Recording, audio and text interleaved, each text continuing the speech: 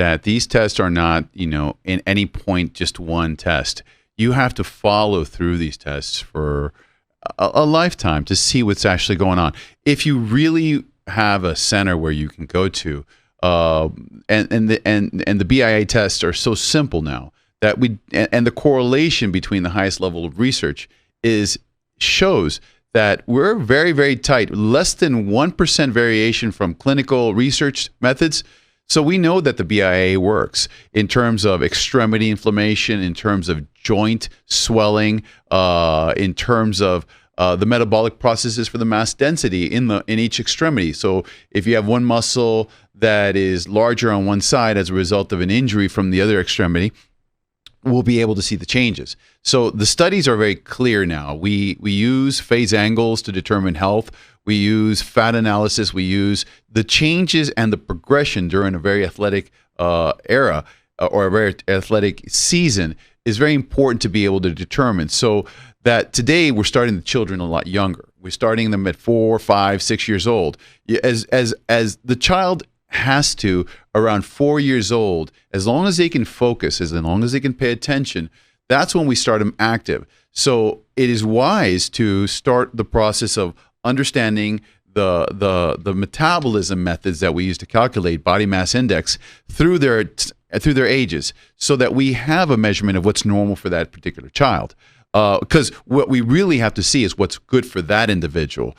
Specific gravity is another method to determine if you're cutting down too much, but that's another topic. But Right. this particular issue is particularly on the body mass index, and what we want to do is we want to bring that to the towns and to El Paso particularly, because we have those research capacities here.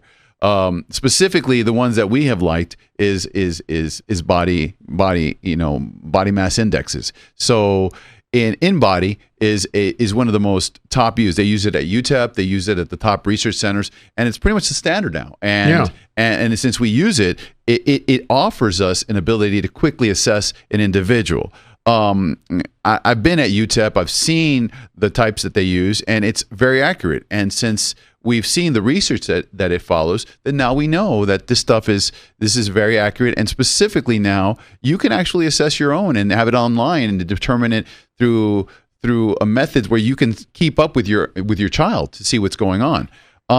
Any other ideas, any other comments that you have, Mario, in terms of bringing this logic or this kind of approach to understanding basal metabolic indexes to the public? I would say, Alex, number one, let's make it very simple. Let's make it very simple. So with that, this is as simple as getting on a scale to see how much you weigh.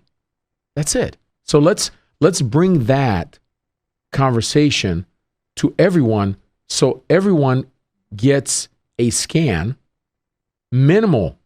I would say seasonal. Every season you should get a scan. You should get a BMI. You should log it in just like your weight. Let's be functional. Let's think of ourselves as important as our cars, right? So I look at it as you have a little tag up on your windshield that says oil change. So why don't we do this? Why don't we have, and I really challenge everyone listening, and we're here because we need to take care of our community. Our community is probably one of the highest rate of diabetes in the nation, okay, and all of that. Mario, so it starts. Mario. Yeah.